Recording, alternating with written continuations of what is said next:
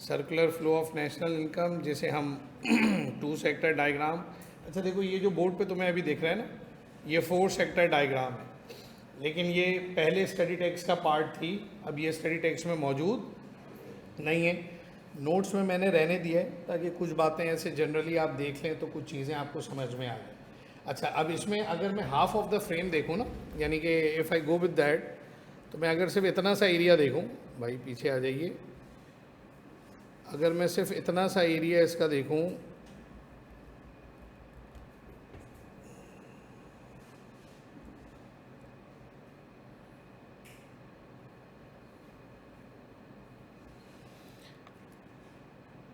ये वाला,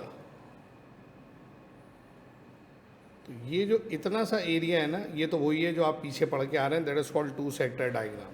ठीक है, ये वो वाला एरिया है जिसमें हाउस होल्ड और फार्म का जो इकोनॉमिक इंगेजमेंट था उसको मैंने और आपने डिस्कस किया था, और उसके अंदर हमने इंजेक्शंस और लीकेजेस का कॉन्सेप्ट पढ़ा था। ठीक है, तो स्टडी टेक्स्ट के अंदर ना इंजेक्शन और लीकेजेस का कॉन्सेप्ट पहले चैप्टर में नहीं है, 5वें चैप्टर में, लेकिन चूंकि हमें पता है MCQs बने हुए, तो इसलिए मैंने यहाँ पढ़ा के इसको रिक्वायर कर दिया है कि पहले चैप्टर के अंदर MCQs ऐसे हैं जिसमें इंजेक्शन लीकेजेस की डिटेल आई हुई है। अच्छा, इकोनॉमिक ग्रोथ क्या है, ये कॉन्सेप्ट हमने पढ़ा।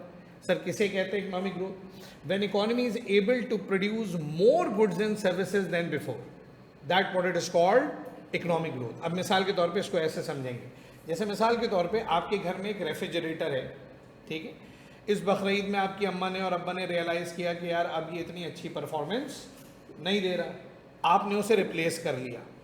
ये आपके घर में ग्रोथ नहीं है, ये एक हाउस होल्ड की इकोनॉमिक ग्रोथ नहीं है, ये चेंज ओवर है, रिप्लेसमेंट है। इसकी कोई कैरिंग कॉस्ट हो सकती है, इसके कोई एक्स्ट्रा पैसे आपने दिए होंगे कि ठीक है यार हमने नया फ्रिज लिया, पुराना दे दिया, 10,000 माइनस हुए, 50-60 हज़ार हमने अपनी जेब से डाल दी। लेकिन आपके घर में ये कौन है, स्क्रीन नहीं आ रही क्यों? ये तो स्क्रीन शेयर तो कर दी है उसने। अच्छा, मैं भाई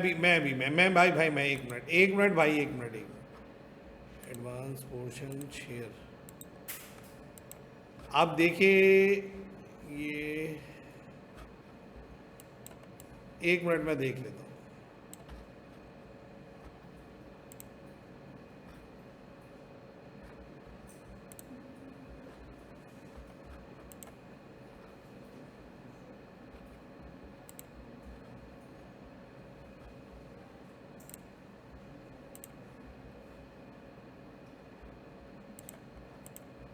अब देखिएगा, अब देखिए, अब आ गई,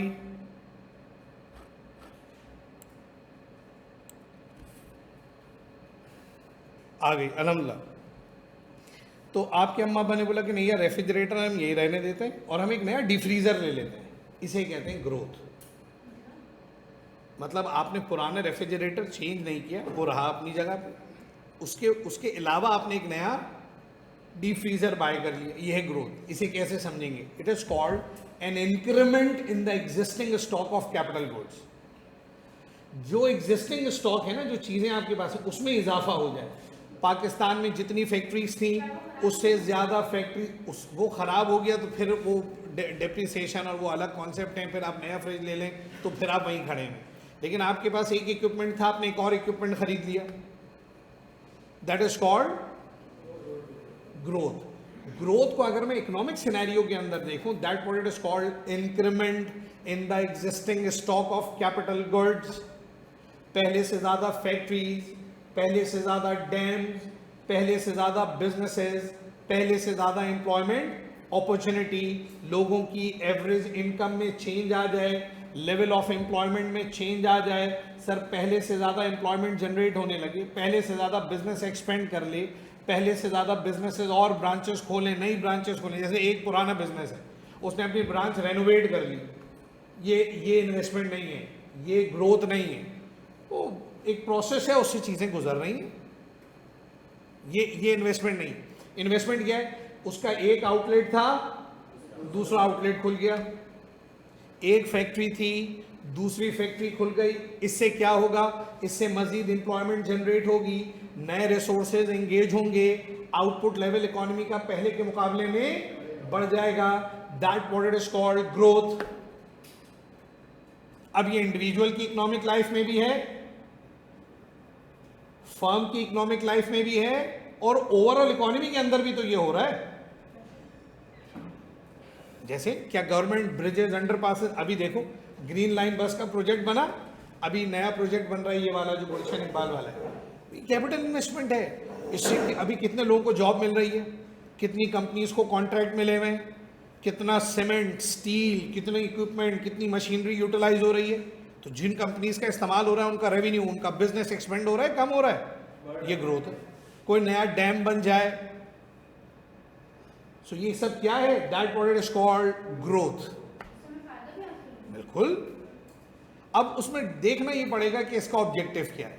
जैसे मिसाल के तौर पे गवर्नमेंट का इस ग्रीन लाइन को चलाकर ऑब्जेक्टिव ये है कि भाई हम लोगों को एक अच्छी ट्रांसपोर्ट फैसिलिटी प्रोवाइड करें ताकि सोशल इक्वालिटी हो। मैं आ गया अपनी गाड़ी में एसी चला के, आप आ गई अपनी गाड़ी में एसी चला कर, लेकिन एक गरीब आदमी है, क्या उसका हक नहीं है भाई बेहतर ट्रांसपोर्ट को फैसिलिटेट करने का, एक्वायर करने का? क्या वो बाइकों में, चिंचियों में घूमता रहे? गवर्नमेंट बोलती है नहीं यार, ये सोशल इक्वालिटी नहीं है, इससे अमीर गरीब का फर्क बढ़ेगा, we make it, have to make it minimise all these gap. तो अच्छी तालीम, अच्छी सेहत है ना, अच्छा ट्रांसपोर्टेशन, इस पे गवर्नमेंट पैसे लगाती है। हर अच्छे मुल्क में होता ही। आप दुनिया के जिस बड़े मुल्क में चलें, जापानीज को बताइए कोई टेक्नोलॉजी की जरूरत है, साली गाड़ियां की पैदाइश ही वहीं होती है, जितनी बड़ी गाड़ियों के ब्रांड हैं वो सब जापानीज है मेजॉरिटी, लेकिन फिर भी बुलेट ट्रेन चलती है वहां पे। With the reason behind that equality है। फिर वो रिसोर्स को बचा रहे हैं। भाई एक ट्रेन में 100 लोग जा रहे हैं तो 100 गाड़ियां खड़ी है ना, फ्यूल बच रहा है, तो ये एफिशिएंट एलोकेशन है। इकोनॉमिक्स तो हमें यही सिखाती है। तो जो इकोनॉमीज आगे डेवलप कर रही हैं, ग्रो कर रही हैं, वो क्या कर रही हैं? वी नो दैट कि हमारे रिसोर्सेज लिमिटेड हैं and we must have to make it allocate our limited resources smartly in order to maximise the social and economic benefit.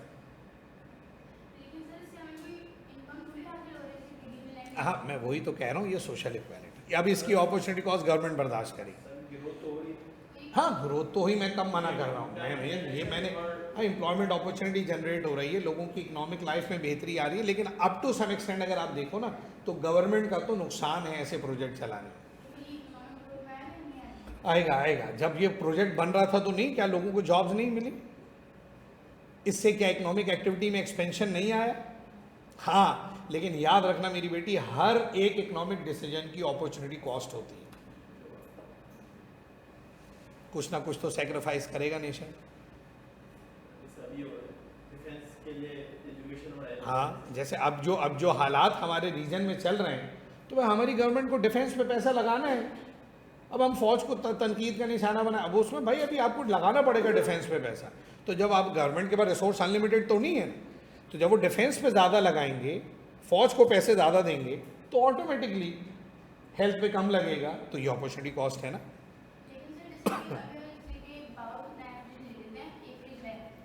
क्या लेने?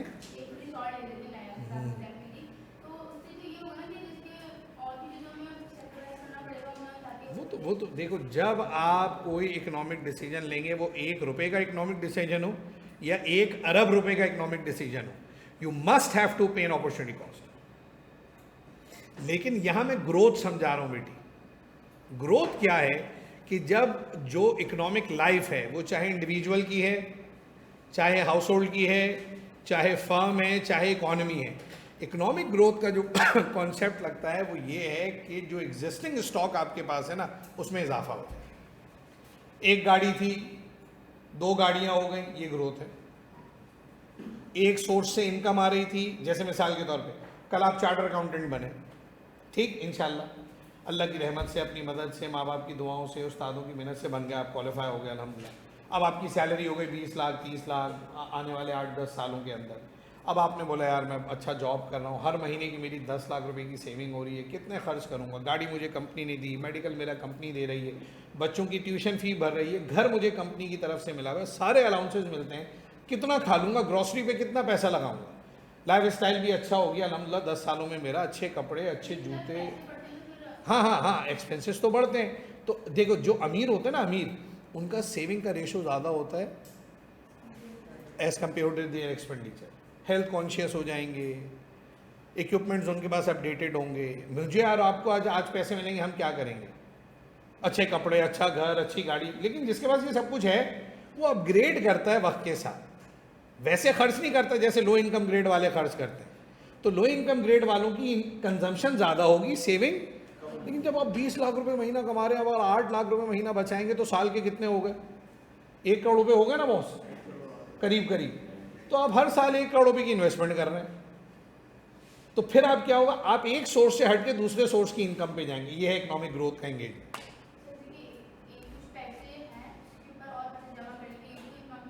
नहीं, जो पैसे हैं वो किस तरह जमा किए गए, ये सिर्फ जमा करना नहीं है, वो तो लीकेज है।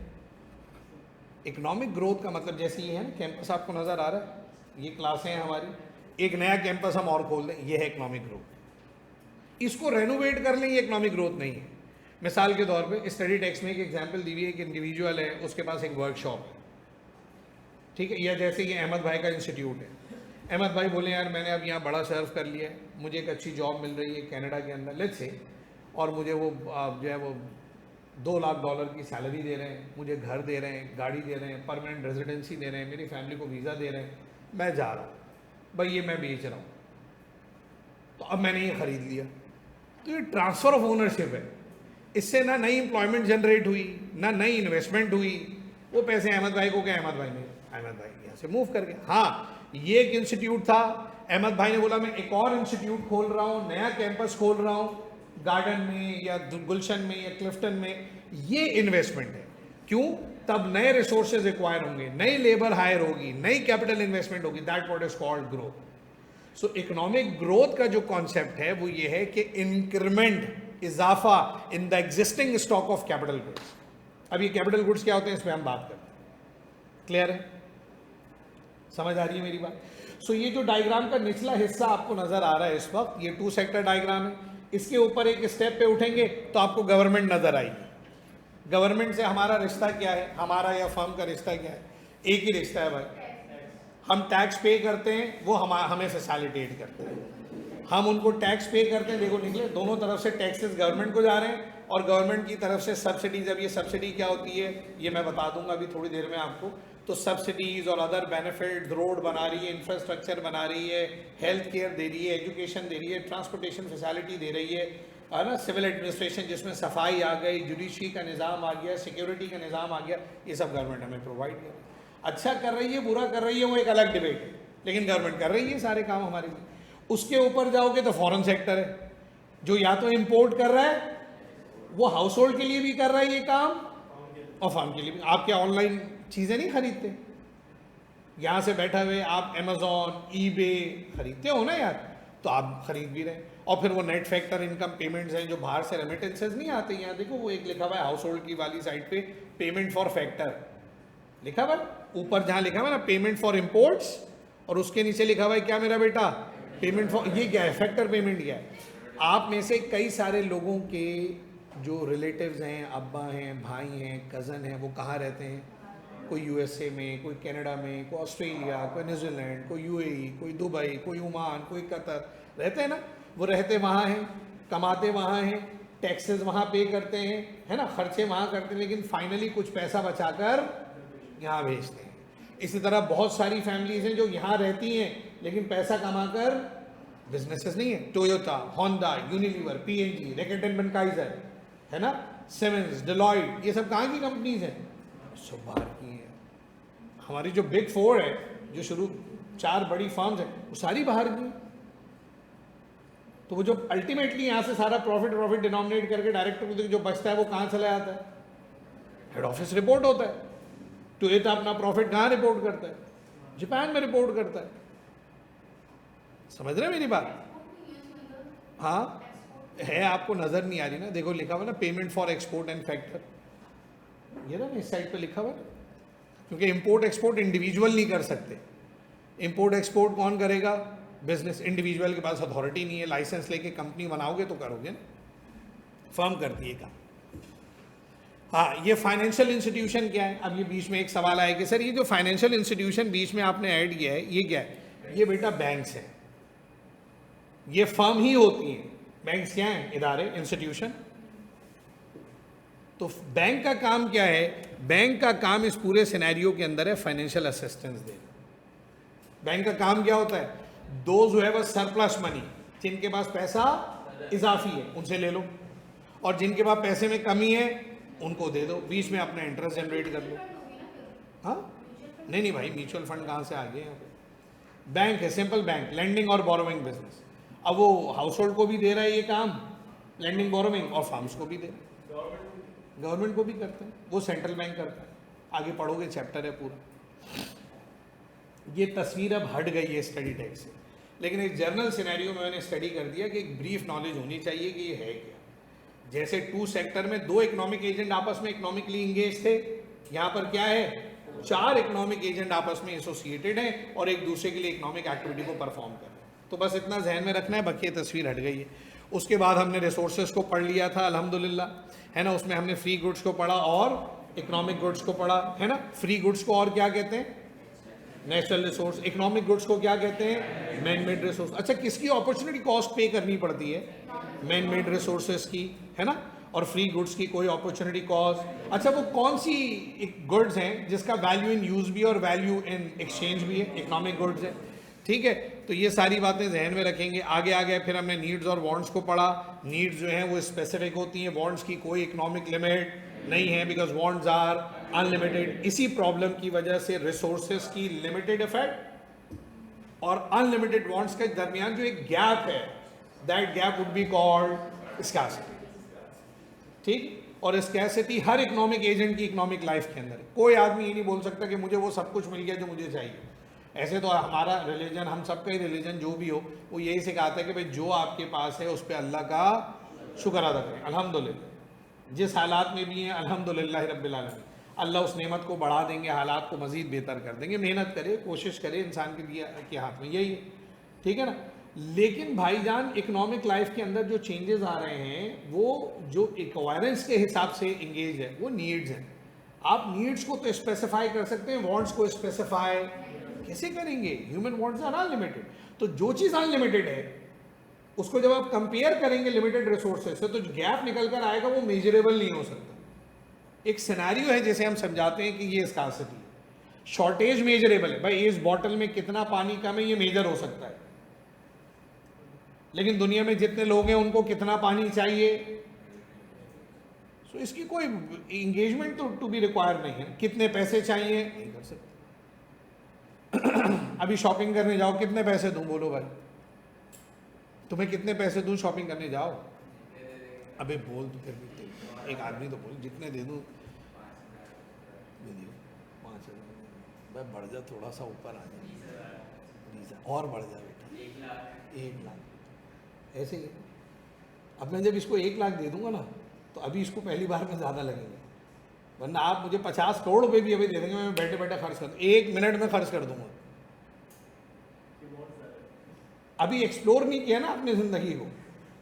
अभी इसको मैं 6 लाख रुपए दूँ, कोई होगा यहाँ फ़ोन का शौकीन बोलेगा मैं तो अभी जाके आईफोन खरीदूंगा, तो 1 मिनट में ख़त्म होगा पैसे। सो इकोनॉमिक नीड्स की तो कोई लिमिट है ही नहीं ना बॉस, तो आप इसको कैसे स्पेसिफाई? तो ये स्कार्सिटी है। फिर उस स्कार्सिटी के कॉन्सेप्ट को हमने पढ़ा, चॉइसेस को पढ़ा, एलोकेशन ऑफ रिसोर्स को पढ़ा, मजीद आगे गए अपॉर्चुनिटी कॉस्ट के कॉन्सेप्ट को पढ़ा, उसकी एप्लीकेशन को देख के हमने यहाँ क्लास ख़त्म की। सो ये सम अप यूँ दे दिया कि रिकॉल हो जाता है, कोई नया आदमी है तो उसको अंदाज़ा हो जाएगा कि हमने कहाँ किया। जैसे भाई मुझे नया और भी कोई नया है क्लास में? अच्छा, तो एक ये हम पिछली क्लास में थोड़ा सा पढ़ा था, ज़्यादा नहीं है। अगर आपका कॉमर्स का बैकग्राउंड है तो थोड़ी बातें आपके शायद जहन में हो, और साइंसेस का है तो इसको देख लीजिएगा, रिकॉर्डेड लेक्चर देखिएगा, कोई इशू हो तो आप मुझसे डिस्कस करेंगे। आगे आगे तो these are the basic concept, ठीक है। ये क्या है कॉन्सेप्ट, ज़रा आइए इनको देखते हैं। पहला है प्रोडक्शन।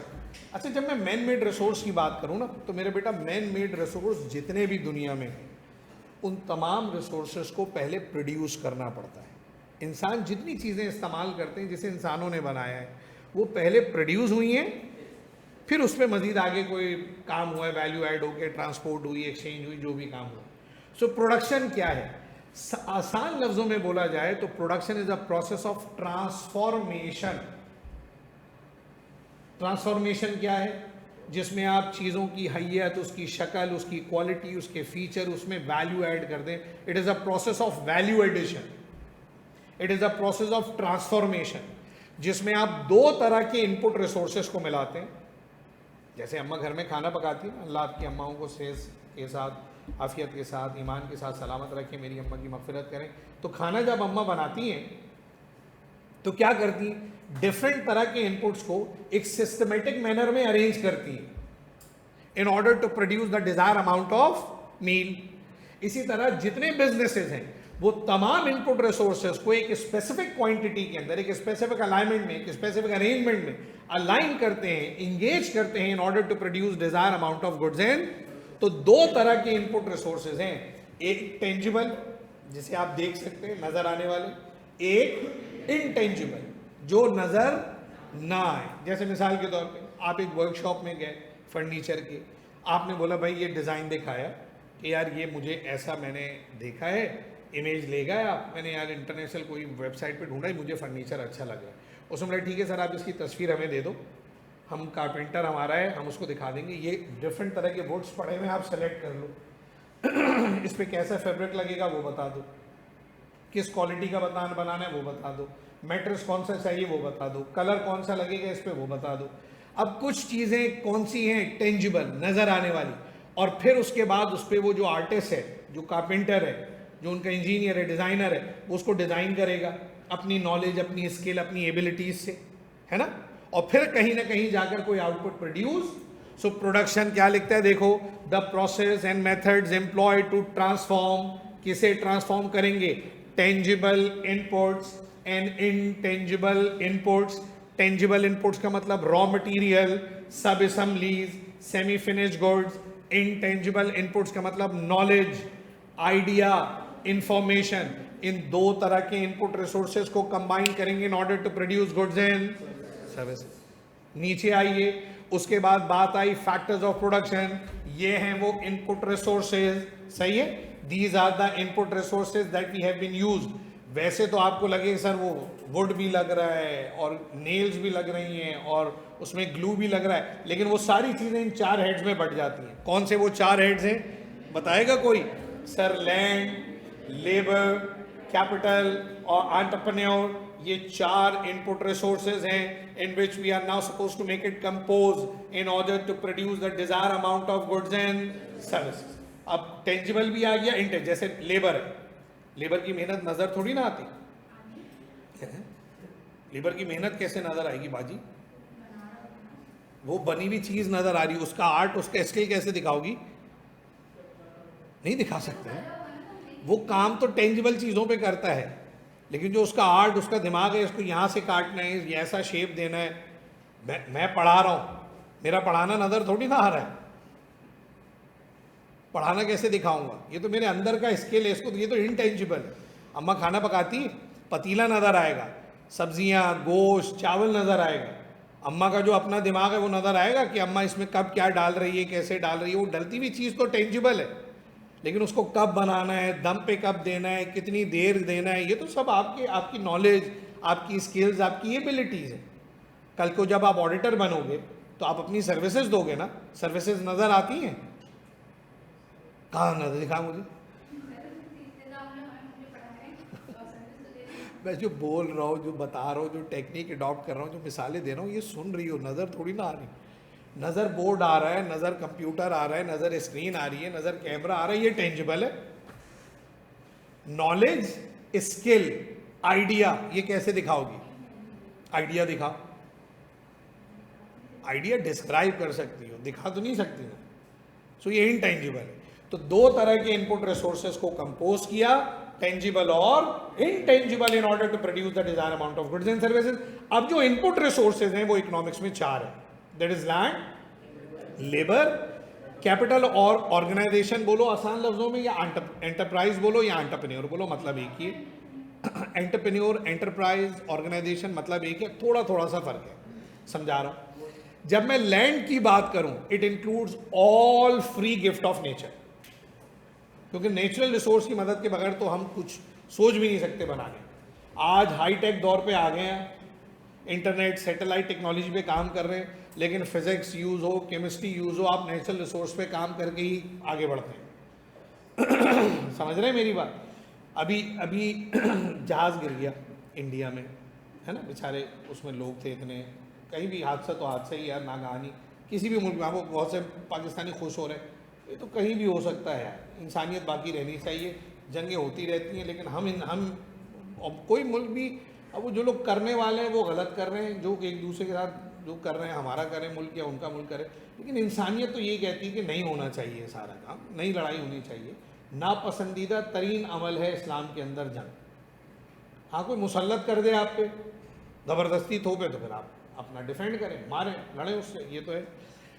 तो ये वो हुआ। अब उस जहाज़ गिरा, क्यों गिरा पता? क्यों गिरा?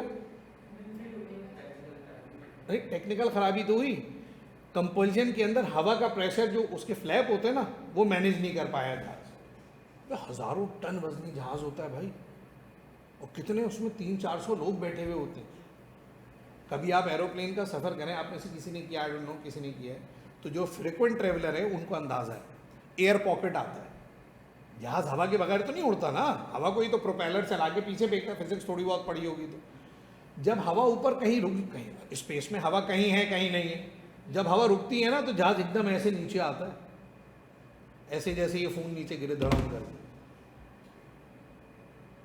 तो वो उसको कहते हैं एयर पॉकेट। आपको ऐसा झटका लगेगा कि आपका कलेजा यहाँ मुंह पे हाई करके आया हो, या अल्लाह, कलमा शुरू कर देंगे आप पढ़ना।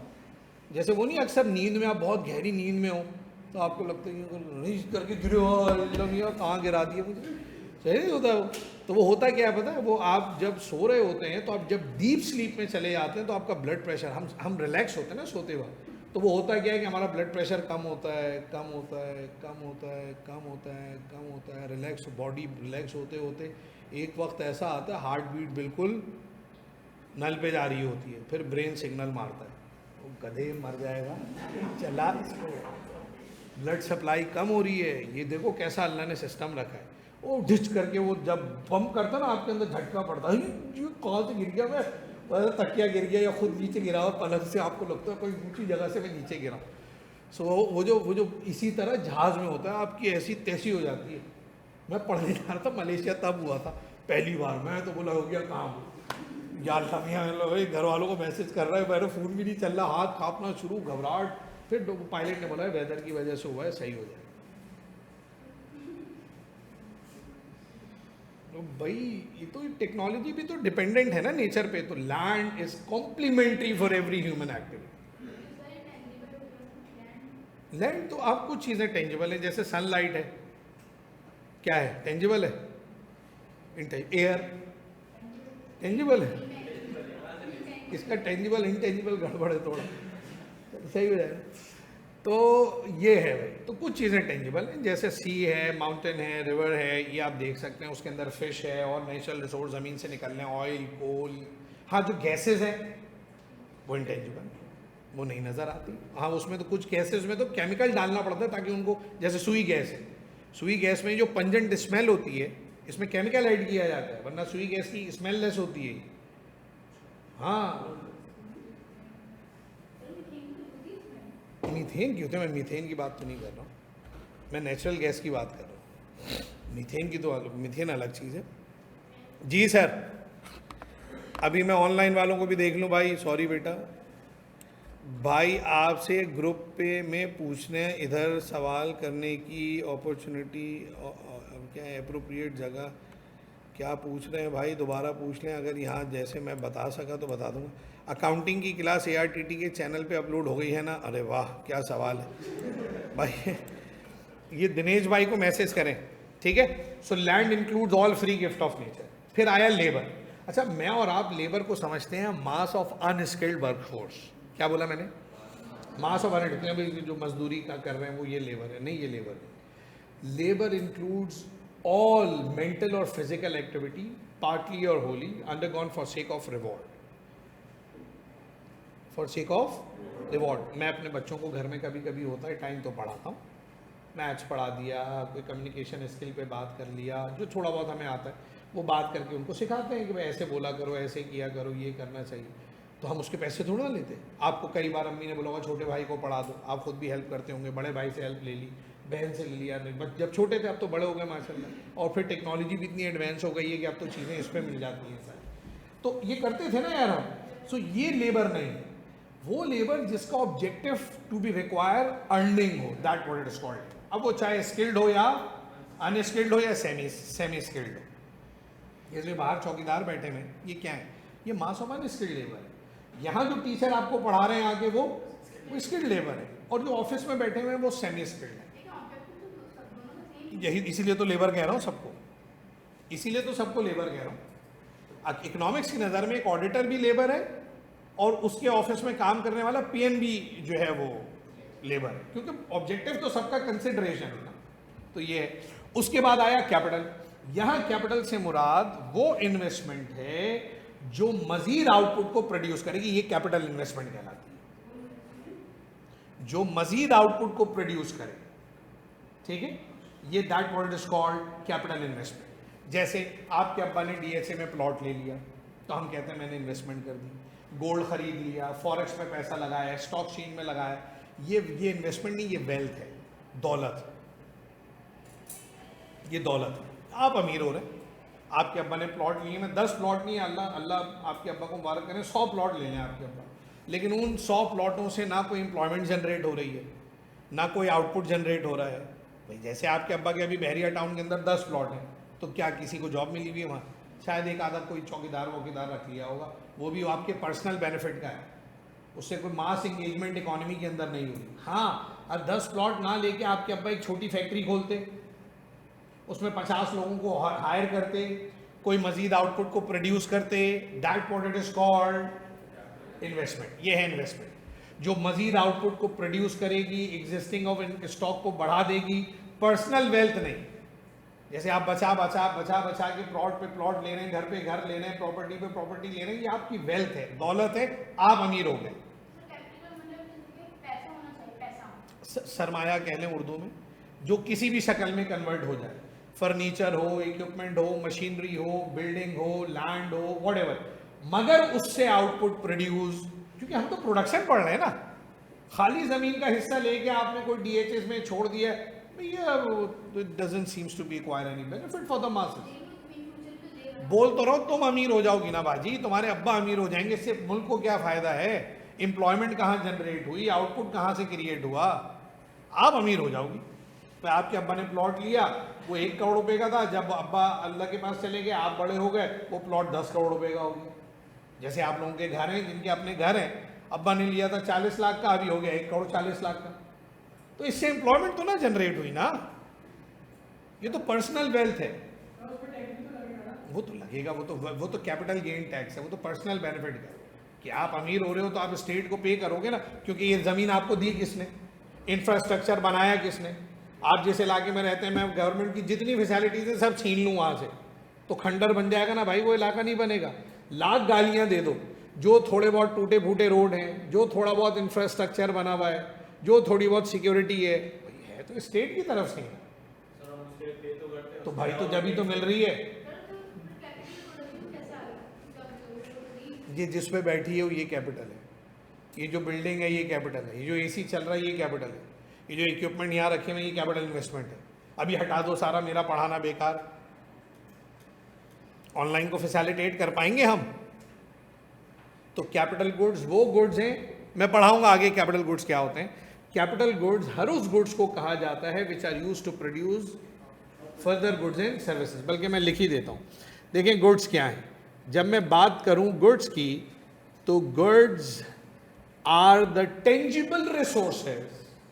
क्या बोला मैंने? Goods are the tangible, goods तो वही है ना जो नजर आएगा। Goods are the tangible resources सही विच सर्व आवर पर्पस और विच क्रिएट इकोनॉमिक बेनिफिट। हर वो टेंजिबल रिसोर्स जो इकोनॉमिक बेनिफिट क्रिएट कर दे वो क्या है? गुड्स है। इसे मटीरियल रिसोर्स, याद है वो पढ़ाया था, रिसोर्सेज मटीरियल और non material thing that we use for the direct service, तो ये मटीरियल रिसोर्स है। सो मैं गुड्स के बारे में कहूँ तो गुड्स क्या हैं, that what it is called, मेरा बच्चा क्या है ये? मटीरियल रिसोर्सेज हैं।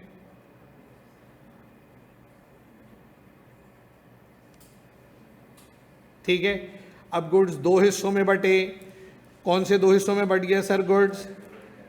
पहला नहीं, टेंजिबल इंटेंजिबल की तो बात हो गई ना। एक बात आ गई, एक सुनिएगा मेरी बात, एक हो गया कंज्यूमर गुड्स,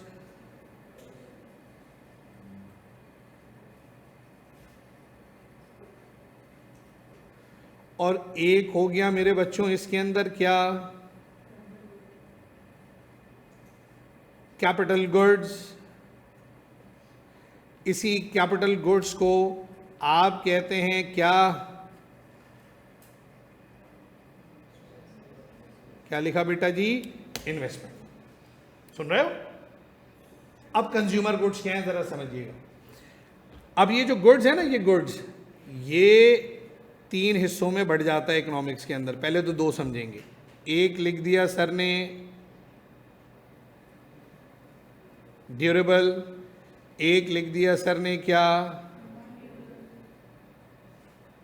ये आगे आ रहा है लेकिन अभी बात छिड़ गई है तो मैं कर दे रहा हूं, नॉन ड्यूरेबल। जैसे मिसाल के तौर पे आपके अब्बा की गाड़ी, that is called durable goods.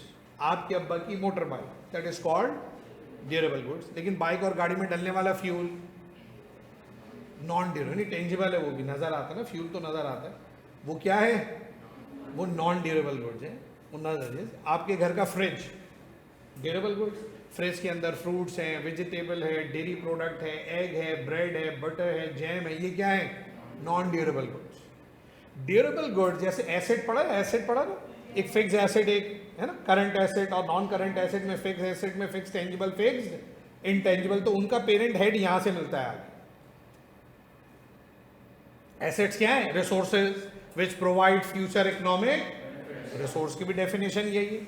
Asset resource तो ये होता है, एसेट रिसोर्सेज तो हैं वो रिसोर्सेज जो बिजनेस ओन कर रहा है, that what it is called assets. आ रहा हूं उसमें। तो ड्यूरेबल गुड्स या नॉन ड्यूरेबल गुड्स, सही है। आपके कपड़े नॉन ड्यूरेबल गुड्स, आपका mobile phone durable goods, mobile phone का डेटा नॉन ड्यूरेबल, मगर वो सर्विसेज है। आपके घर का एसी है ना। अब उस ड्यूरेबल गुड को चलाने के लिए आपको एक तीसरी चीज चाहिए, that what it is called, ये क्या हो गया भाई, छोटा हो गया ओ भाई, हाँ, उसके लिए आपको एक तीसरी चीज चाहिए, that what it is called services, है ना। अब इसमें के इलेक्ट्रिक की सर्विस आ गई, स्ट्रॉन्ग फाइबर आ गया, पीटीसीएल आ गया, है ना, सर्विसेज ऑफ डोमेस्टिक सर्वेंट आ गए, बहुत सारी चीजें इसमें आ सकती हैं। तो बीइंग एन इंक्वायर एंगेजमेंट, हमें गुड्स में ड्यूरेबल नॉन ड्यूरेबल भी चाहिए और सर्विसेज चाहिए। अब यहाँ पे कंज्यूमर और कैपिटल गुड्स में फर्क समझना है।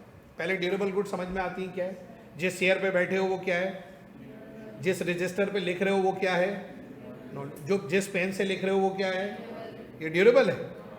Durable goods are those goods which provide prolong economic benefit, और rather you can say that economic benefit for more than 1 year. ये नॉन ड्यूरेबल है। फैन ड्यूरेबल है, मल्टीमीडिया ड्यूरेबल है, लैपटॉप ड्यूरेबल है, ये सारी चीज़ें इक्विपमेंट्स हैं, ये क्या है, ये ड्यूरेबल है। नॉन ड्यूरेबल क्या है, आपका रजिस्टर है, आपके ये चीज़ें जो कपड़े हैं, जूते हैं, ये सब नॉन ड्यूरेबल है। फिर है सर्विसेज, जैसे अभी इस क्लास में कौन कौन सी सर्विसेज आप यूज़ कर रहे हैं। नंबर 1, के इलेक्ट्रिक की सर्विसेज हमारा इदारा यूज़ कर रहा है, आप हमारे इदारे की एजुकेशनल सर्विसेज यूज़ कर रहे हैं, इंटरनेट की सर्विसेज यूज़ कर रहे हैं जिनसे हम अपने प्यारे बच्चों से जुड़े हुए हैं ऑनलाइन, पता नहीं पाकिस्तान में कहाँ कहाँ बैठे हैं पढ़ रहे हैं, ऐसे ही है ना। तो हम अपने घर में ड्यूरेबल गुड्स को भी कंज्यूम करते हैं, नॉन ड्यूरेबल गुड्स को भी कंज्यूम करते हैं, और सर्विसेज। अब सुनिएगा, आप घर गए, घर जाकर गर्मी थी, आपने एसी ऑन किया, स्विच ऑन किया और बैठ गए, प्लेजर, रिलैक्स। ड्यूरेबल गुड्स वो जो लंबे अरसे तक चल सकती है ना, नाम से समझ में आ रहा है ना बाजी, ड्यूरेबल गुड्स। नॉन ड्यूरेबल वो हैं जो जिनका इकोनॉमिक बेनिफिट शॉर्ट स्पैन का होता है ना, ठीक है, छोटे अरसे तक इकोनॉमिक बेनिफिट। अब वैसे कोई फ्रिज आपका एक दिन में खराब हो जाए वो एक अलग बात है, लेकिन फ्रिज है ड्यूरेबल, फ्रिज है ड्यूरेबल, इसका इकोनॉमिक बेनिफिट 1 साल से ज़्यादा है। आपका डाइनिंग टेबल, आपका फर्नीचर, आपका इक्विपमेंट, ये सब ड्यूरेबल है। अब ये अब ऐसी कंडीशनें लगा के पढ़ते रहोगे तो भाई ज़िंदगी में आगे नहीं बढ़ोगे, फिर हम इस पर डिबेट करते रहेंगे और ड्यूरेबल नॉन ड्यूरेबल पे पीएचडी कर लो तुम। कंडीशन नहीं लगाओ ना, इफ एंड बट नहीं लगाओ ना। जैसे मिसाल के तौर पे 6 साल बाद तो मुझे शादी का कार्ड देने आए। पहले चार्टर अकाउंटेंट तो बन जा गधे, बस 3 साल में कहाँ से बनेगा, पेपर तो दे पहले पूरे। चल बन गया, चल अगर तू 3 साल में चार्टर अकाउंटेंट बन गया, तू आया भाई सर मेरी शादी का कार्ड है। अब मैं बोलूँ अच्छा कब है, बोला सर मेरी शादी 25 दिसंबर को। मतलब गुड यार, छुट्टी वाला दिन, अच्छा इंशाल्लाह आऊँगा। लेकिन यार अगर उस दिन बारिश हो गई तो, इंशाल्लाह नहीं। अच्छा अगर उस दिन बम फट गया तो, अच्छा उस दिन अगर ईरान और इसराइल की जंग दोबारा शुरू हो गई तो, अच्छा इंडिया ने अगर हमको दोबारा मिसाइल मार दिया तो तू बोलेगा यार भाई आप बताओ यार मेहरबानी आगे। तो भाई आगे बढ़ने दे, होगी शादी इंशाल्लाह, एक दिन आएगा ये दिल गाएगा। समझा? और मिसाल देके समझाऊं? तो बेटा जी ड्यूरेबल गुड्स वो हैं जिनका इकोनॉमिक बेनिफिट ज़्यादा है, और नॉन ड्यूरेबल वो जिनका इकोनॉमिक बेनिफिट। तो आपने घर का एसी चलाया और एसी चल गया, आपने रिलैक्स किया। घर में मेहमान आते हैं, आप एसी चलाते हैं, लाइट जलाते हैं, फैन चलाते हैं, इसमें किसी किस्म का कोई इकोनॉमिक बेनिफिट नहीं, प्लेजर है। ऐसे ही है ना, घर में पानी पी रहे हैं, पानी का डिस्पेंसर है, फ्रिज चल रहा है, फर्नीचर है, इक्विपमेंट है, मशीनरी है, क्यों रखा है? आके रात में अब्बा तो नहीं पैसे मांगते कि कहाँ कहाँ बैठे हो बताओ, उधर बैठने के इतने पैसे, इधर बैठने के इतने पैसे, इसके एसी चलाया इतने पैसे, फ्रिज में ये सामान रखा इतने। हम नहीं, घर के प्लेजर है वो, तो जो भी है इस्तेमाल करते हैं, हम सारे घर वाले मिलके करते हैं, अब्बा लाते हैं, अम्मा अब्बा मिलके, जैसे भी जो भी जिस घर की तरतीब है, और फिर चल रहा है घर। लेकिन जब तुम यहाँ बैठ के या किसी इंस्टीट्यूट में बैठ के एसी की ठंडी हवा, कमरे, इलेक्ट्रिसिटी, ये सब इसके लिए आप पे करते हैं। ये है capital goods. Capital goods are those goods and services which creates economic benefits and generates revenue. Furniture आपके घर में है, यहां भी तो है। उस फर्नीचर में और इस फर्नीचर में क्या फर्क है बताओ? ये कैपिटल गुड्स है, वो कंज्यूमर गुड है। कंज्यूमर ड्यूरेबल, ये कैपिटल ड्यूरेबल गुड है। इससे जनरेट होगा रेवेन्यू। यह हमने आपको बिठाने के लिए नहीं खरीदा भाई, यहां आपको बिठाकर पढ़ाकर इससे पैसे कमाएंगे। यहां जो इंटरनेट यूज हो रहा है वो इसलिए नहीं कि आपने यूट्यूब और वो इंस्टा और फलाना और यूं घूम घुमा के आप तफरी मार रहे हैं। यहाँ हमारा इंटरनेट फैसिलिटेशन इसलिए कि उससे हम क्या जनरेट करें? रेवेन्यू। आपके घर का लैपटॉप, हमारा लैपटॉप, इस लैपटॉप से हम रेवेन्यू जनरेट कर रहे हैं, उस लैपटॉप से आप रेवेन्यू जनरेट नहीं कर रहे। सो कंज्यूमर गुड्स क्या हैं? जो सेल्फ सेटिस्फेक्शन के लिए यूज की जाती हैं। कैपिटल गुड्स क्या हैं? Capital goods are those goods which are used to produce further goods and services. साथ बोलोगे, capital goods are usually consumed in order to make it satisfy our personal economic needs or wants. तो क्या consumer goods कौन सी हैं जिससे हम अपनी ज़ाती ज़रूरतों को पूरा करेंगे? Capital goods are those goods which are used to produce further goods and, जैसे आपके घर में वो बिल्डिंग भी इस्तेमाल हो रही है, हो सकता है घर आपके अपने अब्बा का हो, अल्लाह करे हो, तो घर आपके अपने अब्बा का है, फर्नीचर आपके अपने अब्बू का है, इक्विपमेंट, मशीनरी, इंटरनेट, डेटा सब अपना है, लेकिन उससे आप रेवेन्यू जनरेट। लेकिन यहाँ जो कुछ हमारे पास है, हम इन तमाम रिसोर्सेज को यूज करके अपने लिए क्या जनरेट कर रहे हैं? ये है कैपिटल गुड। ये बिल्डिंग कैपिटल गुड है, ये फर्नीचर कैपिटल गुड है, ये लैपटॉप कैपिटल गुड है, यहाँ जो इलेक्ट्रिसिटी कंज्यूम हो रही है, that is also a capital non durable good services. कर सकता है तो फिर वो क्या, जैसे आप अपने घर से वर्क फ्रॉम होम करने लगे तो आप अपने घर के इंटरनेट को यूज करके ऑफिस का काम कर रही हैं, आप घर में कुकिंग करके खाना बेच रही हैं, तो अब वो चीज़ें कैपिटल में आ गई क्योंकि आप उससे रेवेन्यू जनरेट कर रहे हैं। लेकिन इसमें अगर मगर आ गई है ना, आपको भी एक मिसाल में इंशाल्लाह फिट करके अभी समझाएंगे, वरना आप अभी भाग जाएंगी। लड़कों का सारा तो हौसला ज़्यादा होता है, फिर आपको सही ज़्यादा समझ में आती है। मिसाल में आता ना आदमी तो ज़्यादा समझ में आता है। तो अभी कमा नहीं रहे ना उससे मेरे बेटे। जैसे आपने अपने घर के ड्राइंग रूम को बोला भाई ये मेरा ट्यूशन सेंटर है, और वहाँ पे आपने 30-40 बच्चे बिठा के पढ़ाना शुरू कर दी, तो अब ये कंज्यूमर गुड नहीं, अब ये क्या पड़ा। अब उसमें आप इफ एंड बट्स लगाएंगे तो चीज़ें फिर कहाँ से कहाँ निकलेंगे वो तो कुछ भी नहीं कह सकते। तो कंज्यूमर गुड्स क्या है? Consumer goods provide self satisfaction, or we can use consumer good for self benefit or personal benefit. It includes all durable, non durable or services. Capital goods are those goods which are used to produce further goods and services. अभी यहां से आप internet को खत्म करें, हमारी services रुक जाएंगी। अभी यहां से फर्नीचर हटा दो, हम नहीं पढ़ा पाएंगे। अभी सिर्फ ये जो स्क्रीन लटकी हुई ना तुम्हारे सामने, ये हटाओ, अब बोलोगे सर में तो नजर ही नहीं आ रहा आपका लेक्चर। तो ये सारी कैपिटल गुड्स हैं। यहाँ का पानी का डिस्पेंसर हमारा कैपिटल गुड्स है, यहाँ की स्टेशनरी। अब वो कुछ ड्यूरेबल हैं कुछ नॉन ड्यूरेबल हैं और कुछ सर्विसेज हैं। क्लियर हो रहा है? समझ में आती है मेरी बात? कोई मुश्किल? सो हमने गुड्स को पढ़ा। Goods are all material resources which provide economic benefit. It can be classified as consumer और capital good. Consumer goods provide self और पर्सनल इकोनॉमिक बेनिफिट, और उसमें ड्यूरेबल भी हैं, नॉन ड्यूरेबल भी हैं और सर्विसेज भी हैं। Capital goods are those goods which are use to produce future economic benefit. जी बिल्कुल ऐसा ही है। Durable goods economic benefit usually prolonged economic benefit होता है, 1 साल से ज़्यादा, 10 साल, 5 साल। जैसे फिक्स एसिड की मिसाल दी। अब कोई फिक्स एसिड 2 साल चले भाई, कोई 20 साल चले, डिपेंड करता है वो किस तरह का एसिड।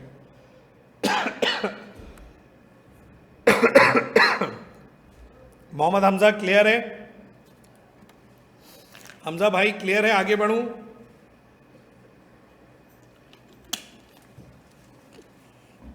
चलें जी, देखो आ गया मजीद इसको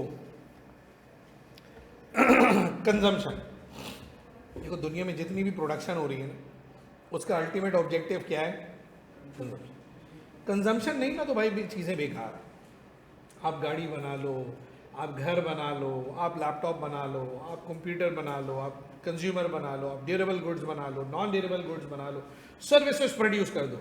if it doesn't seems to be consume ना, it would be useless. The ultimate objective of production, exchange, distribution of good is the consumption of goods and services. भाई पेप्सी ने एक बॉटल बनाया, ऑब्जेक्टिव अचीव हो गया? नहीं। वो bottle उठा के किसी होलसेलर को बेच दिया, ऑब्जेक्टिव अचीव हो गया? नहीं। होलसेलर ने रिटेलर को दे दिया, ऑब्जेक्टिव अचीव हो गया? नहीं बॉस। कब होता है ऑब्जेक्टिव अचीव पता है? जब आप एज अ कंज्यूमर उसको पीकर खत्म करेंगे। जो एड चलता है टीवी पे वो दुकानदारों के लिए चलता है, वो भाई आपके लिए चलता है कि being a consumer you must have to make it acquire these goods. उठाओ, कंज्यूम करो और फिर भाई हमें रेवेन्यू जनरेट करो। तो होलसेलर से रेवेन्यू थोड़ी ना मिलना है, रिटेलर से थोड़ी ना मिलना है, उन्होंने तो खुद बेचने के लिए लिया प्रोडक्ट। वो तो जब तक आप as end consumer, final consumer उसे कस्टमर बन के कंज्यूम नहीं कर लेते, बेकार है वो चीज। देखिए ये लिख रहा है consumption is a part of income which represents the value of goods and services that we are bought by the people. The individual consumer then aggregate over a time in a major component of GDP. अब ये क्या बोला है इसने ज़रा समझिएगा। Let's take an example। ये पाकिस्तान है, पाकिस्तान के अंदर ये फैक्ट्रीज़ हैं, ठीक है। अब ये सारी फैक्ट्रीज बताओ क्या इलेक्ट्रिसिटी कंज्यूम कर रही हैं या नहीं कर रही हैं? अच्छा ये सारे घर हैं, छोटे छोटे घर बने हुए हैं, शॉपिंग मॉल बने हुए हैं, कुछ हॉस्पिटल्स बने हुए हैं, कुछ स्कूल्स बने हुए हैं, कुछ बड़ी यूनिवर्सिटीज़ हैं, और ये छोटे छोटे सर्कल जो हैं डिफरेंट घर हैं जिसमें लोग रहते हैं। ये पूरा एक इकॉनमी है हमारा, ठीक है। अब जो इलेक्ट्रिसिटी है वो कौन कौन यूज़ कर रहा है बताओ? सारे यूज़ कर रहे हैं। ये सारे मिलकर जो टोटल कंजम्पशन कर रहे हैं, जैसे मेरे घर में कितनी इलेक्ट्रिसिटी कंज्यूम हो रही है इंडिविजुअल फिनोमेना, हम सारे पाकिस्तानी मिलकर कितनी इलेक्ट्रिसिटी कर रहे हैं, ये एग्रीगेट है, कलेक्टिव बिहेवियर है। तो कंजम्पशन इंडिविजुअल की भी है और एग्रीगेट भी। जैसे इंटरनेट है, आपके घर में इंटरनेट यूज होता है कैसे? आपके घर में ही होता है सर। पाकिस्तान के ऑलमोस्ट हर घर में अब तो हो रहा है। शायद ही पाकिस्तान के कोई 20% घर ऐसे होंगे जो इंतहाई बैकवर्ड होंगे बेचारे, इंतहाई रिसोर्सेज की कमी होगी, इंतहाई फाइनेंशियल क्राइसिस में होंगे, जिनके घर में टीवी, लाइट, इलेक्ट्रिसिटी ये सब ना हो। मोबाइल किसके पास? अब तो हर जगह है। 21 करोड़ सिम्स, एक्टिव सिम्स हैं पाकिस्तान में जो डाटा है। तो 21 करोड़ लोगों के पास है, 24 करोड़ की आबादी है हमारी, 24-25 करोड़ कहते हैं तकरीबन। ये हो सकता है लेकिन है तो एक्टिवेटेड ना। अब 4 जो सिम ले रहे हैं वो या तो फ्रॉड करते हैं, बड़े बहुत बिजनेसमैन हो तो 2 लेते हैं। 4 सिम का मुझे तो समझ में नहीं आता। कोई इंस्टीट्यूट हो या काम हो जिनका तो वो शायद ले रहे, लेकिन इंडिविजुअल तो 4, इसीलिए वो एक शनाख्ती कार्ड पे एक सिम अच्छा 5 कर दिए। खैर बहरहाल तो वो, लेकिन बहरहाल एक आदमी, मेरे पास तो एक ही नंबर है भाई, एक ऑफिस का एक यहाँ का नंबर है, हम तो एक ही चला रहे हैं। हाँ ये ऐसे हो सकता है कि देने के लिए रखा हो कि 5 लोगों की फैमिली में। लेकिन अभी अगर इसमें अगर हम ये अज्यूम कर लेंगे भाई चलो 12-15 करोड़ लोगों के पास भी है, तो वो घर में तो है ना, 12-15 करोड़ घरों के अंदर फ़ोन्स हैं। तो अब technology is to be acquire हो गई है। शायद गांव देहातों में कुछ एरियाज़ ऐसे हों जो बिल्कुल ही मतलब लो रिमोट एरिया है, जहाँ कुछ भी नहीं है, तो वहाँ समझ में आता है। लेकिन फ़ोन वून टेक्नोलॉजी तो अब मेरा ख्याल है ही तकरीबन सारों के पास। मतलब मैं तो पाकिस्तान में जहाँ घूमने फिरने कभी जाते हैं तो दूर दराज के इलाकों में भी लोगों के पास फ़ोन तो है, स्मार्टफोन हैं, सब कुछ है, इंटरनेट है। आप वहाँ KPK चले जाएं, आप सिंध के अंदर चले जाएं, सब कुछ है, सारी फैसिलिटीज़ हैं। अब वो ऐसे हो सकता है कि मासेस के पास नहीं है, कुछ के पास, शहर में आ जाओ तो सबके पास है। तो अब जब हम सारे मिलकर इंटरनेट जो यूज़ कर रहे हैं, ये हमारा एग्रीगेट बिहेवियर है, कलेक्टिव बिहेवियर है। तो इकोनॉमिक्स ऐसे ही बटी हुई है, एक को कहते हैं माइक्रो इकोनॉमिक्स और एक को कहते हैं मैक्रो इकोनॉमिक्स। ये थोड़ा सा चैप्टर आगे बढ़ जाए, क्लास की स्ट्रेंथ एक्वायर्ड हो जाए, तो फिर मैं एक दिन आपको आपका सिलेबस और ये सारी चीज़ें भी बता दूंगा। पहली क्लास में बताओ तो वो ज़ाया हो जाता है, बच्चे कम होते हैं, तो वो ये कह रहा है, तो वो GDP का पार्ट बनता है। ये अर्ली है अभी डिस्कस करने के लिए, आगे बता देंगे। अगला चैप्टर हमने पढ़ना है यही वाला। आगे आ जाए, कंजम्पशन, कंपोनेंट्स ऑफ कंजम्पशन, जी ये है अभी बताएं, durable goods, non durable goods और सर्विसेज। फिर उसके अंदर कंज्यूमर गुड्स और कैपिटल गुड्स, ये डिस्कशन भी हो गया।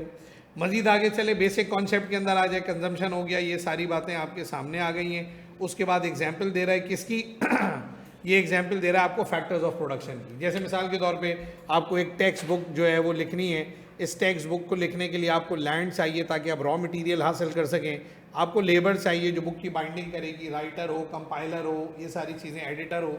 उसके बाद कैपिटल चाहिए जिससे आप वो मशीन खरीदेंगे जिसमें बुक की प्रिंटिंग होगी, और एक एंटरप्राइज होगी। एंटरप्राइज क्या है सर? एंटरप्रेन्योर। तो ये तीन चीज़ें हैं, ज़रा समझिएगा। एक है एंटरप्रेन्योर, एक है एंटरप्राइज, और एक है मेरा बेटा ऑर्गेनाइजेशन, जो कलेक्टिव ग्रुप ऑफ इंडिविजुअल होती है, those who work together in order to achieve the organizational objective। सुन रहे? अब ये जो लोग बैठे हुए हैं ये ऑर्गेनाइजेशन का पार्ट हैं, ये एंटरप्रेन्योर है। जैसे बिल गेट्स, नाम सुना है? Warren Buffett, Steve jobs, mark Zuckerberg, नाम सुना है आपने? ये कौन लोग हैं? ये एंटरप्रेन्योर। अहमद रजा मीर, शरीफ तबानी, कलीम रहमानी, साजिद कबाडिया, ये कौन लोग हैं? ये एंटरप्रेन्योर्स हैं। समझ रहे हैं? जिन्होंने एंटरप्राइज को बनाया है। अब वो चाहे सोल ट्रेडिंग हो, ITB में पढ़ रहे हो, वो चाहे पार्टनरशिप हो, वो चाहे जॉइंट स्टॉक कंपनी हो, ठीक है? अब एंटरप्रेन्योर एक भी हो सकता है, दो भी हो सकते हैं, ग्रुप ऑफ पीपल भी हो सकता है। ये आप ITB में पढ़ेंगे, चाहे वो सोल प्रोप्राइटरशिप हो, पार्टनरशिप हो, या भाई साहब जॉइंट स्टॉक कंपनी हो। It would be a group of people, board of director जिसको आप कहते हैं इसे कहते हैं एंटरप्रेन्योर।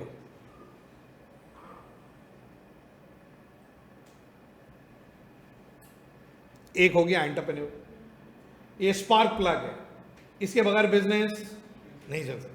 ये वो इंडिविजुअल है जो तमाम फैक्टर ऑफ प्रोडक्शन को कंपोज करेगा, कंबाइन करेगा in order to produce goods and services. फिर ये एंटरप्रेन्योर बना, चलो, so entrepreneur is the one who made investment and organize all other factor of production, ठीक है, to produce goods and services। Done है। अब उसके बाद हमने लैंड को पढ़ लिया, लेबर को पढ़ लिया, कैपिटल को पढ़ लिया, और फिर एंटरप्रेन्योर को पढ़ लिया, ठीक है। अच्छा, अब ज़रा लैंड की कुछ करेक्टरिस्टिक्स हैं, सुन लें, जहन में रखिएगा, नहीं तो लिखना चाहें तो लिख लें। नंबर 1, ऐसे मैं कुछ 2-2, 3-3 पॉइंट सबके बारे में बता दूँ, ठीक है, यानी कि लैंड के बारे में, लेबर के बारे में, कैपिटल के बारे में, ये मैं सब के बारे में थोड़ा थोड़ा बता दूं। अगर लिखना चाहें तो लिख लें, ज़रूरी नहीं है, लेकिन कभी कुछ पूछ ले तो फिर आपके पास जहन में कोई बात होनी चाहिए। देखो, number 1, land free gift of nature है, ठीक हो गया बेटा, फ्री गिफ्ट ऑफ नेचर है। नंबर 2, ये परमानेंट इन नेचर है। परमानेंट इन नेचर का मतलब हम एज अ ह्यूमन बीइंग ना इसे बढ़ा सकते हैं ना इसे कम कर सकते हैं। हमें लगता है हमने ज़मीन बढ़ा दी, जैसे दुबई में है ना, पानी के अंदर रिजॉर्ट्स बन रहे हैं और यूँ वो फिल कर रहे हैं, लैंड फिल कर रहे हैं ना वो लोग, भाई ज़मीन से मट्टी उठा के लाते हैं और समंदर में डाल के लैंड फिल कर देते हैं। आपने उसकी मोबिलिटी कहीं एक्वायर की है, आपने उसको कम ज़्यादा नहीं किया। आप समझ रहे हैं मेरी बात? हम जितने नेचुरल रिसोर्सेज हैं वो परमानेंट नेचर के हैं। जैसे मिसाल के तौर पर आपने तो ज़मीन से पेट्रोल निकाला, इस्तेमाल किया, वो ख़त्म हो गया।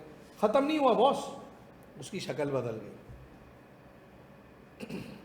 उसकी शक्ल बदल गई।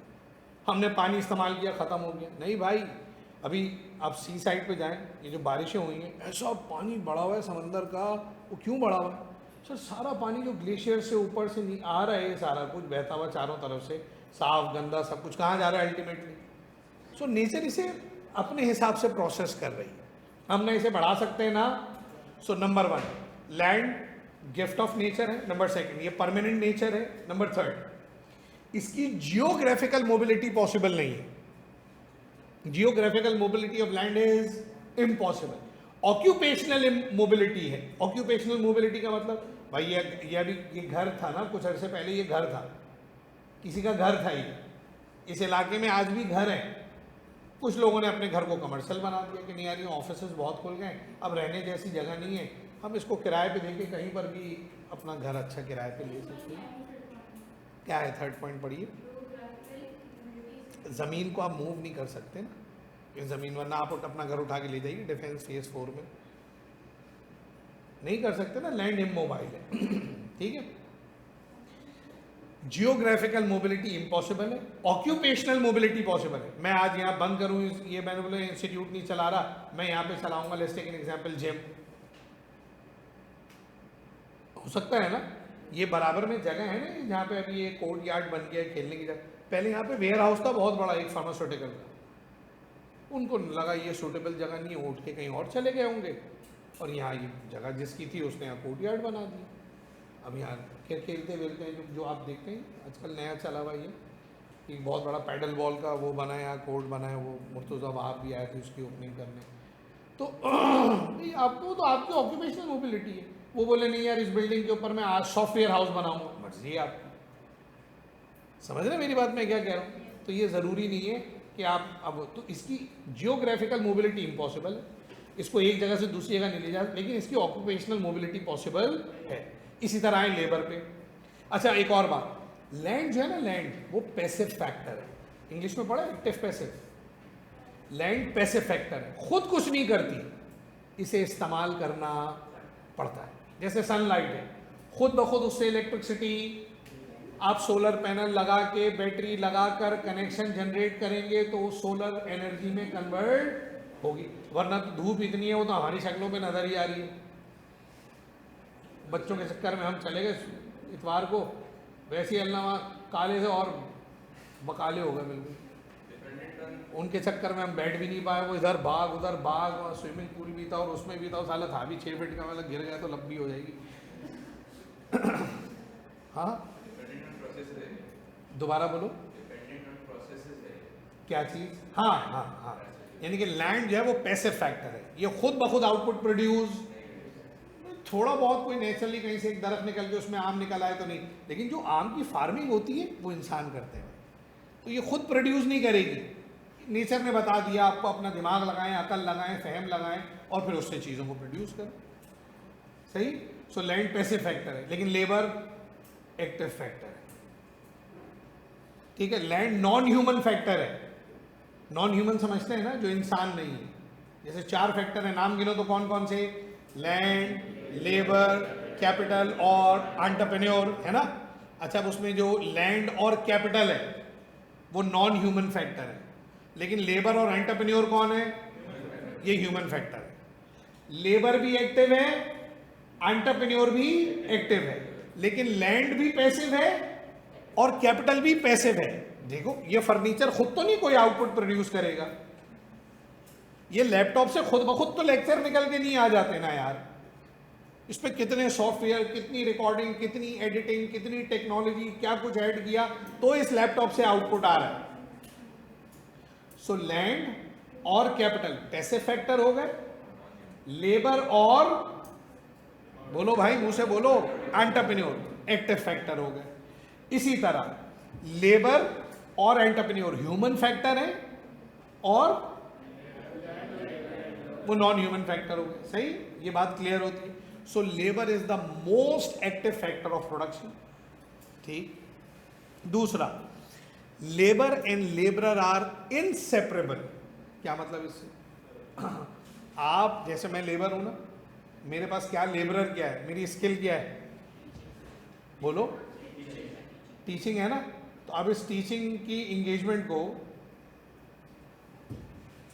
सामने सर मैं भेज रहा हूँ व्हाट्सएप।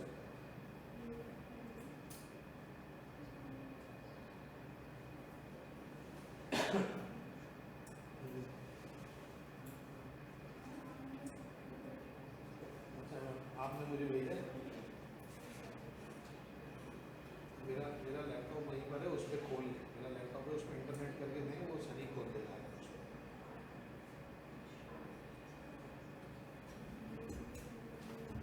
सही है।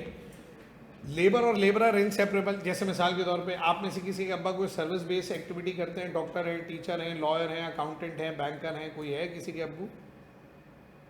क्या है बाजी? बैंकर हैं, बैंकर हैं।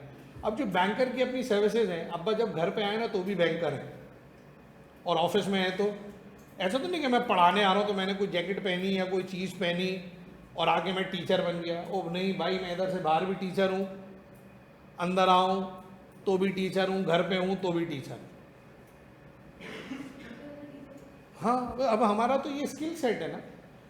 अब हम पढ़ाते हैं तो हमारा ये काम है। अब जैसे होता है ना, एग्ज़ाम करीब होते हैं ए लेवल्स के, आप लोगों के, तो हम जैसे कहीं इलाके में हैं, नमाज़ पढ़ने जा रहे हैं, मैं नमाज़ पढ़ने के अल्लाह अकबर कर रहे हैं, मुझे लग रहा है कोई देख रहा है, मैंने देखा था एक लड़का देख रहा है, क्या भाई नमाज के बाद नमाज तो पूरी नमाज वाला हमें देख रहा है, नमाज पढ़ के सलाम फेरा तो हमें ही देख रहा है। अबे मैंने बोले क्या कर रहा है अपनी भी ना, अबे मैंने तो भाई बोल तो दिया मिलने बाद। तो उसको पता है भाई ये टीचर है, इससे मुझे कुछ पूछना है तो ये मुझे बता देगा। जैसे आपकी फैमिली में कोई डॉक्टर है, वो साला शादी में चला जाए, मैयत में चला जाए, उससे लोग नुस्खे ही लिखवा रहे होते हैं, ला बेला प्रिस्क्रिप्शन। अच्छे थे यार, हार्ट यार डॉक्टर साहब, वो आजकल ना मेरे भी यहाँ पे दर्द हो रहा है, अभी यहाँ दिल नहीं होता, यहाँ होता है, वो मसल क्या है ऐसे यहाँ दर्द होता है, अबे गैस हो गई तेरे को, वो ये लिख दे भाई, ये तेरे वो मसल स्पैज़म है, यूँ है, वो जो भी डॉक्टर समझते हैं क्या कब से हो रहा है, क्यों हो रहा है, कहाँ हो रहा है, कब होता है, सो के उठता हूँ तो ज़्यादा होता है, अच्छा तुम यार ये मसल लग्जेंट खा लो सही हो जाओगे। तो जो रिश्तेदारों में होते हैं, जैसे जिनके डॉक्टर हुए लॉयर हैं, उससे मशवरे ले रहे होते हैं, यार ये करना है, यूँ करना है, तो ये होता है ना यार। तो भाई जो लेबर है ना, उसके अंदर वो स्किल है, लेबर इनसेपरेबल है। फिर लेबर की जो वेज है, उसकी जो सैलरी है, लेबर की सप्लाई और उसके वेज का इन्वर्स रिलेशन। क्या मतलब? अभी मैं बहुत सारे चार्टर अकाउंटेंट प्रोड्यूस कर दूं तो सैलरी ज़्यादा होगी कम होगी? आप जा रहे हो परचून की दुकान में, ऑडिट करवाएंगे, एक के साथ एक ऑडिट फ्री, आपकी बड़ी दुकान के साथ आपकी छोटी दुकान को audit free, buy one get one free offer, ABC charter accountancy. ओ भाई अभी चार्टर अकाउंटेंट्स की सैलरी ज़्यादा क्यों है? Because of the reason being that there is an inverse correlation between the supply of labour and its wage rate. ठीक हो गया, तो ये लेबर हो गया। उसके बाद आया कैपिटल। अब कैपिटल किसे कहते हैं ज़रा ये समझ लेना। कैपिटल का कॉन्सेप्ट ना ज़रा थोड़ा सा कंसिडरेबली मुश्किल है इनसे। वैसे तो मैंने 2-3 बातें बता दी कि ये नॉन ह्यूमन फैक्टर है, और मैंने बताया कि जनाब कैपिटल जो है वो नॉन ह्यूमन फैक्टर का मतलब ये इंसान नहीं है। लेबर और जो एंटरप्रेन्योर है वो इंसान है ना बाजी, ऐसे है ना। लेकिन कैपिटल और लैंड जो है वो नॉन ह्यूमन फैक्टर है। इसी तरह कैपिटल पैसे फैक्टर है, खुद ब खुद ये पार्टिसिपेट नहीं, किस क्लास में पढ़ना है, कहाँ बैठना है, ये तो टीचर हम मैनेजमेंट बताती है। अब ज़रा देखिए कि कैपिटल जनरेट कैसे होता है। देखिए हमारी जो इनकम है ना, इनकम मेरी और आपकी फैमिली इनकम या हमारे पूरे मुल्क की जो इनकम है, उस इनकम के 2 हिस्से होते हैं, समझिएगा। मैं और आप जब अपनी इनकम जनरेट करते हैं मेरे मोहतरम बच्चों, तो हमारी इनकम के 2 हिस्से होते हैं। एक कहलाता है कंजम्पशन, है ना, और दूसरा कहलाता है मेरे बच्चों क्या? सेविंग। ठीक हो गया। ये 2 पार्ट है मेरी और आपकी इनकम के। अब हम क्या करते हैं? Definitely over a period of time हम करते हैं भाई साहब अपनी इकोनॉमिक लाइफ को बेहतर करने के लिए अक्यूमुलेशन। किस चीज़ की अक्यूमुलेशन? ऑफ, क्या कर लेते हैं? बचाते हैं पैसे। हर महीने 10-10 हज़ार बचा रहे हैं, हर महीने 1-1 लाख रुपए बचा रहे हैं। अब जिसकी जैसी इनकम है, वो जब हम बचा रहे होते हैं ना, तो जब वो सेविंग जमा, जैसे मिसाल के तौर पे मैं इसको आसान करके समझाऊँ, एक पाकिस्तानी 1 रुपये बचाए, उसकी क्या हैसियत है? कुछ भी नहीं। लेकिन अगर 25 करोड़ पाकिस्तानी 1 रुपये बचाएं तो 25 करोड़ होगा। अच्छा, अगर वो 10 दिन तक बचाते रहे तो क्या होगा? 250 करोड़। ऐसे ही 100 दिन तक बचाते रहे होगा ना भाई। तो ये है एक्यूमुलेशन, ये है पावर ऑफ एक्यूमुलेशन। आपके घर का फ्रिज, आपके घर का डीप फ्रीजर, आपके घर का LED, LCD, whatever, AC, furniture, ये सब कब आया पता है? जब आपके अम्मा अब्बा ने पैसे एक्यूमुलेट किए। हर महीने तो कोई नहीं, राशन हर महीने आता है, बिजली हर महीने खरीदते हो, फ्रिज कोई खरीदता है गधा, उसकी दुकान होगी तो खरीदेगा, वो तो कैपिटल इन्वेस्टमेंट कर रहा है। लेकिन मैं और आप जो अपने घर में जितनी भी नॉन ड्यूरेबल गुड्स खरीदते हैं वो क्या है? वो एक्यूमुलेशन का रिजल्ट है। जमा करा करा करा हो गया भाई 10 लाख रुपए गाड़ी ले लो, फिर जमा करा करा करा हो गया भाई 2 करोड़ रुपए घर ले लो, फिर जमा करा करा हो गया 60,000 चलो फ्रिज ले लो, माइक्रोवेव ओवन ले लो। ये है एक्यूमुलेशन। तो जब हम अपनी सेविंग को एक्यूमुलेट करते हैं ना, तो वो बताऊं किसके बराबर हो जाती है? वो बन जाती है वेल्थ, दौलत। अमीर हो गए भाई। अमीर कैसे होते हैं लोग? जमा करते हैं। जमा करो भाई, जमा करो। एक घर नहीं, दो नहीं हो, 3 हो, घर हो गया, 2-3 घर होगा, प्लॉट हो, हर सोसाइटी में एक प्लॉट हो, इस्लामाबाद में भी एक घर हो, दुबई में भी एक घर हो। आप भी ऐसे ही करेंगे थोड़े दिन के बाद। सो ये एक्यूमुलेशन जब करते हैं तो ये वेल्थ बन जाती है। अगर आप इसको जमा करते हैं और वेल्थ में कन्वर्ट करते हैं तो फिर आप ये पर्सनल वेल्थ कर रहे हैं।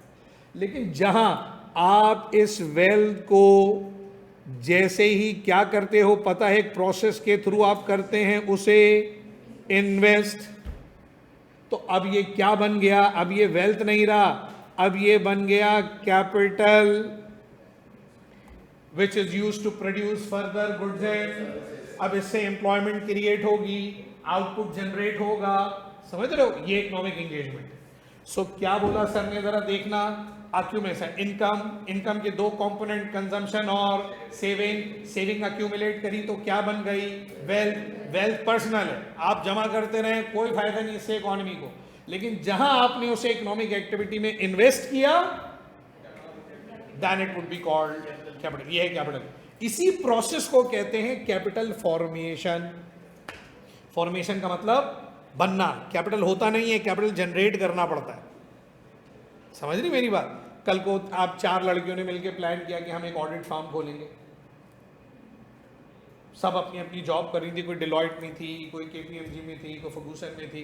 बोला यार हम सब अब अच्छी जॉब कर रहे हैं, हमारे इतने क्लाइंट्स हो गए, अब हमें अपना काम मिल जाएगा, क्यों हम जॉब करते रहें, 20 लाख रुपये महीना जनरेट करें। यार एक काम करते हैं, सब लगाते हैं 20-20 मिलियन, एक अपनी फर्म खोलते हैं शाहरा फैसल पे, अपना ऑडिट करेंगे।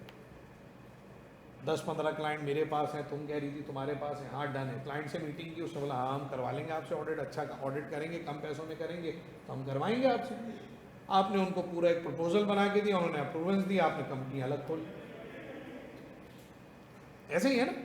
सो सर ये कैपिटल फॉर्म करेंगे आप, ये होता नहीं, ये जनरेट करना पड़ता है।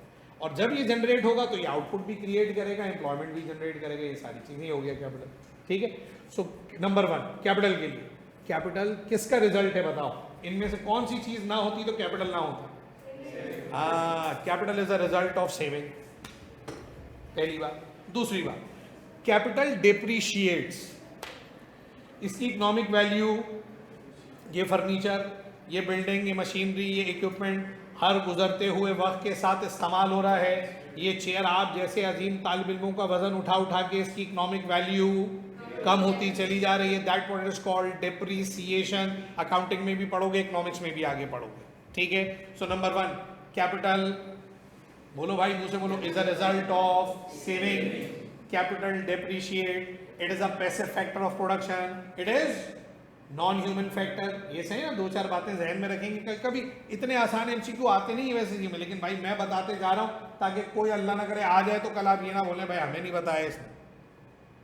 और एंटरप्रेन्योर कौन है? ये स्पार्क प्लग है। He is the one who can, सुन रहे हो, he is the one who can control all other factor of production. Reward distribution कौन करेगा? लैंड को रेंट कितना मिलेगा, लेबर को वेजेस कितने मिलेंगे, कैपिटल पे इंटरेस्ट कितना होगा और प्रॉफिट कितना जनरेट होगा, ये कौन डिसाइड करता है? ये एंटरप्रेन्योर डिसाइड करता है। तमाम बिजनेस की प्लानिंग, मार्केटिंग, एडवर्टीजमेंट, ये सब कौन करता है? बोलो, एंटरप्रेन्योर करता है। ठीक, आज क्लास को यहीं रोकेंगे, अगली क्लास से इंशाल्लाह इस चैप्टर को थोड़ा सा एक्सेलरेट कर देंगे और आगे बढ़ेंगे। जी कैसे? हाँ तो सेविंग ही तो की बकिया, जो यूज़ किए उससे। हाँ तो जो 5,000 किए वो सेविंग में से ही तो किए। अब वो सेविंग नहीं है, वो लीकेज है। जो आपने 10,000 खर्च नहीं किए ना, वो पूरी सेविंग बन गई। अब आप उसमें से जो पैसे घर उठा के रखोगी ना, वो आपको सेविंग लग रही है, वो सेविंग नहीं है, वो लीकेज है। वो लीकेज है। सिस्टम में पैसा आया, सिस्टम से बाहर निकल गया। सिस्टम ने, इकोनॉमिक सिस्टम ने आपको कितने दिए मेरी बेटी? 20,000 दिए। किस लिए? घर में छुपाने के लिए। किस लिए दिए? खर्च करने के लिए, इन्वेस्ट करने के लिए, इसीलिए दिए ना भाई। आपने 10,000 खर्च कर अपनी ज़रूरतों को पूरा कर लिया, 10,000 को घर में रख लिया, अब ये सेविंग है। इस सेविंग को क्या कहते हैं? लीकेज।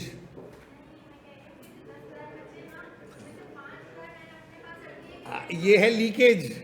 ये तुम्हें सेविंग लग रही है, ये तुम्हें सेविंग लग रही है, ये लीकेज है। ये लीकेज ये सिस्टम में वापस नहीं आया, ये सिस्टम में वापस नहीं आया। अब वो जो 5,000 तुमने इन्वेस्ट किए ना, ये है सेविंग इक्वल टू इन्वेस्टमेंट।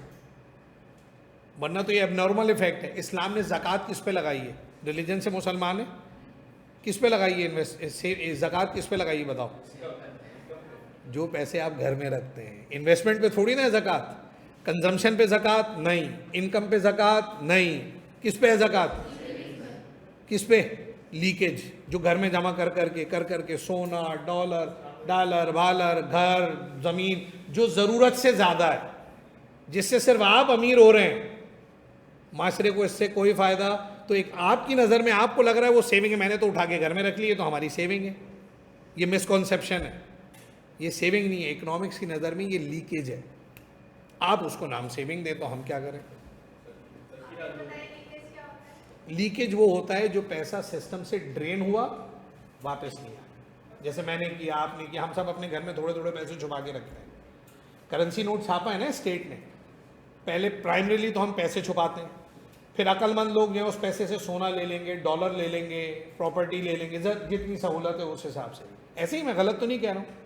तो स्टेट ने जो करेंसी छापी है इसलिए कि मैं और आप छुपा छुपा के घर में रख लें। स्टेट ने क्यों छापी है? कि वो सर्कुलेशन में रहे भाई, वो सर्कुलेट होती रहे, और वो सर्कुलेशन में रहेगी तो उसका फ़ायदा है। दुनिया के बाहर के जो मुल्क हैं वो सिस्टम के अंदर ऑर्गेनाइज मैकेनिज्म इसलिए है, फाइनेंशियल मैकेनिज्म ऑर्गेनाइज इसलिए कि उनका पैसा बैंकों में होता है, सिस्टम के पास है। लेकिन हम अपने कल्चर में थोड़े से प्रिजर्व्ड हैं, ऑर्थोडॉक्स हैं, दकियानूसी हैं, तो हम अपने घर के वो कबर्ड के अंदर, पुराने अखबार में, अब्बा के पुराने कोट की जेब में, दराज के अंदर अखबार बिछा के उसके नीचे, अलमारी उठाई उसके नीचे, किचन में किसी पुराने बर्तन में सोना, पैसे, पता नहीं क्या कुछ जमा करके रखते हैं। मोहनजोदड़ो वाली तहजीब।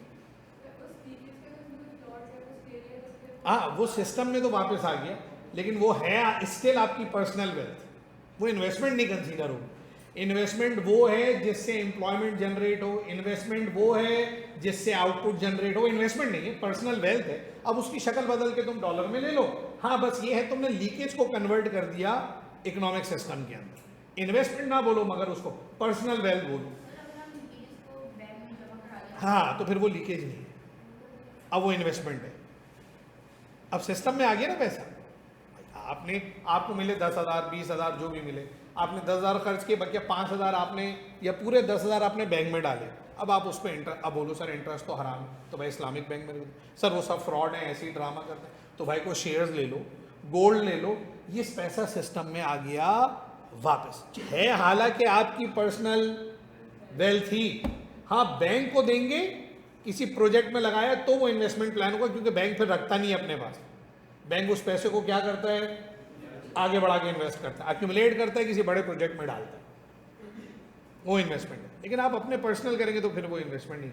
और जो आपने घर में छुपा के रखे हुए ना पैसे, वो सेविंग नहीं है, वो हॉर्डिंग है, और इस्लाम इसे डिस्करेज करता है। क्योंकि हाँ, इस्लाम ने भाई डिस्करेज क्यों किया? बिकॉज इससे आप पर्सनली खूब भाई अमीर जमा करे करे करे करे करे, वो तो फिर इंसान के अंदर मैं आ जाती हूँ, तो वो इन्वेस्टमेंट करें। इसीलिए इस्लामिक बैंकिंग लोन नहीं देता, ना लोन लेता है। इस्लामिक बैंकिंग सारा काम किस पे करता है? इन्वेस्टमेंट पे। आप इस्लामिक बैंक में जाए, बोलो लोन दे दो, वो मना कर देंगे। इन्वेस्टमेंट के लिए मांगोगे, आपके प्रोजेक्ट में इन्वेस्ट कर देंगे, लोन नहीं देते वो लोग। अब उनका मैकेनिज्म सही है गलत है वो एक आर्ग्यूबल डिबेट है, जब इस्लामिक इकोनॉमिक सिस्टम पढ़ेंगे तो उस पर बात करेंगे। क्लियर? तो जो घर में आपने पैसे रखे वो सेविंग नहीं है, वो सेविंग नहीं है। हाँ, उस पैसे की शक्ल बदल दी आपने, सोने में ले लिया, तो ये है कि आपकी वेल्थ बन गया, वो अब वेल्थ में कन्वर्ट हो गया। लेकिन जो घर में उठा उठा के छुपा छुपा के पैसे रखते हैं ना लोग, जो छुपा के, मैं अगर हुकूमत में आऊँ तो मैं हर तीसरे साल करेंसी नोट 5वें साल बदल दूँ, क्योंकि जो करप्शन करते हैं वो क्या करते हैं, उनका ज़्यादातर पैसा छुपा हुआ होता है। हाँ, वो चीज़ें खरीदेंगे तो नाम पे आएंगी, किसी ना किसी को पकड़े जाएंगे साले। तो वो क्या करते हैं, हर 5,000 के नोट आप बंद कर दें, आधी करप्शन खत्म हो जाएगी पाकिस्तान से। लेकिन हम क्यों करें? ये हमें तो करनी है। ठीक है, अगली क्लास में आगे बढ़ते हैं यहाँ से।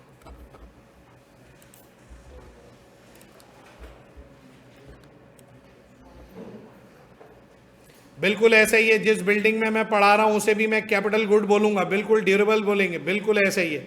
ये बिल्डिंग, ये लैंड, ये फर्नीचर, ये इक्विपमेंट, ये ड्यूरेबल गुड्स हैं और कैपिटल गुड्स हैं, बिल्कुल ऐसा ही है मोइज बेटा।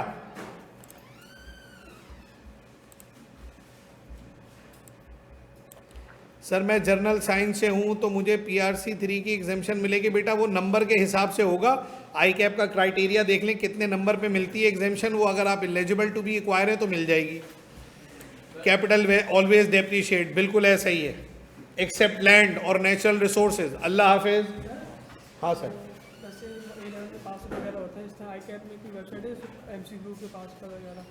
हाँ उनका रिसोर्स बैंक है, मैं भी दूंगा अभी।